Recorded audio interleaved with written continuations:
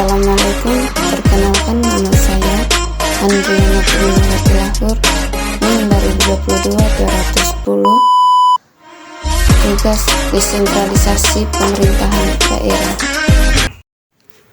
Penataan daerah otonom.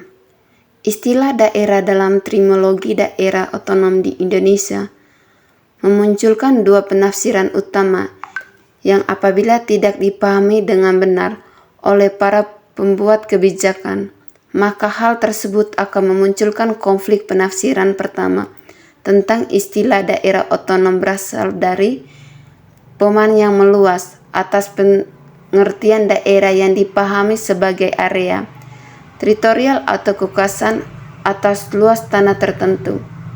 Daerah dalam penafsiran ini dipahami sebagai teritorial fisik berupa lahan dataran tanah dalam batas-batas fisik tertentu yang berada dalam wilayah kekuasaan tertentu. Secara legal, format tentang pengertian daerah otonom di Indonesia juga lebih mengacu pada orang bukannya teritorial. Hal tersebut tercantum baik dalam Undang-Undang Nomor 22 Tahun 1999 dan UU Nomor 32 Tahun 2004. Ketika daerah otonom intinya dimaknai sebagai kesatuan masyarakat untuk berada dalam batas wilayah tertentu yang berwenang untuk mengatur dan mengurus urusan yang diserahkan oleh pemerintah pusat sesuai dengan aspirasi dan kehendak masyarakat setempat. Pertimbangan efisiensi ekonomi. Pertimbangan efisiensi ekonomi yang menjadi dasar bagi penentuan batas daerah meliputi beberapa hal. Pertama, perhitungan tentang biaya perjalanan komunikasi rendah sehingga menyebabkan infeksi dan baiknya pelayanan publik dan koordinasi pemerintah. Kedua, sejauh mana pemerintah daerah mampu memenuhi kebutuhan finansial, tanah dan sumber daya lainnya dari dalam daerah sendiri sehingga menimbulkan ketergantungan ekonomi dari susunan pemerintah di atas atau bergantung pada daerah lainnya. Ketiga, minimalis biaya eksternalitas yang berasal dari daerah lainnya sehingga dapat menyebabkan biaya tambahan bagi suatu daerah. Keempat, kemampuan melakukan fasilitas kolaborasi dan koordinasi di antara berbagai jenis pelayanan yang diberikan dan lembaga layanan yang ada. Kelima, kemampuan untuk menyesuaikan wilayah dengan lembaga-lembaga swasta, masyarakat, dan pemerintah beserta berbagai kepentingan terkait memfasilitasi kerjasama dan koordinasi guna kepentingan bersama dan independensi antara lembaga tersebut. Pertimbangan efektivitas demokrasi. Penetapan batas daerah otonom diharapkan mampu menjamin beberapa hal. Yang pertama, batas daerah yang tepat akan mampu mengeksplorasi dan tepat tentang apa saja yang dimainkan kepada pemilih. Jika daerah berikut kesatuan masyarakat hukum tertentu, maka setiap anggota atau kelompok masyarakat seharusnya dapat mengartikan aspirasi dan pilihan dalam proses kebijakan di daerah tersebut. Kedua, batas daerah yang tepat akan menjamin keterwakilan yang adil bagi kaum minoritas. Seringkali batas daerah memiliki korelasi yang kuat terhadap pembagian daerah.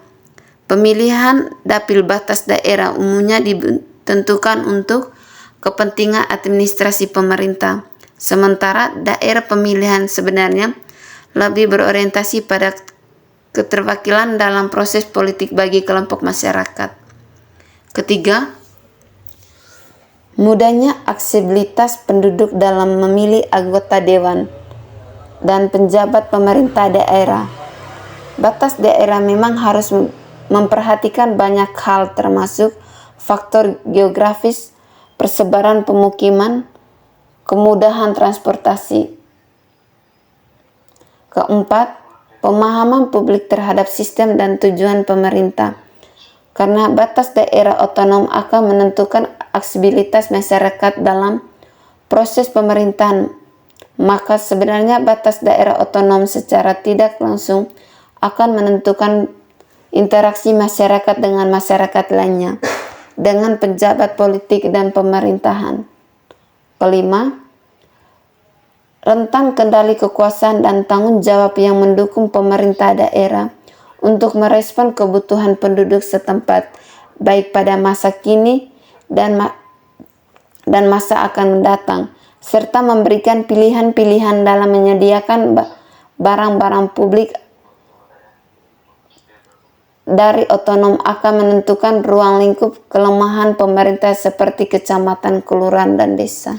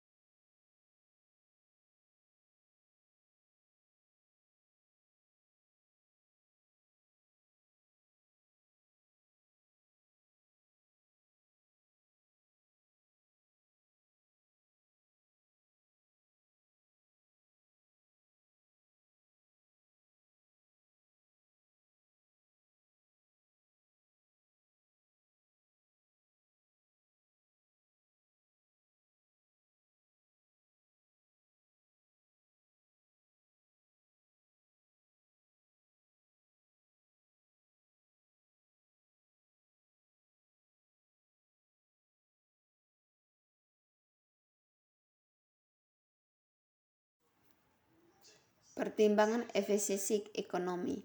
Pertimbangan efisiensi ekonomi yang menjadi dasar bagi penentuan batas daerah meliputi beberapa hal, yaitu pertama, perhitungan tentang biaya perjalanan komunikasi rendah, sehingga menyebabkan infeksi dan baiknya pelayanan publik dan koordinasi pemerintah.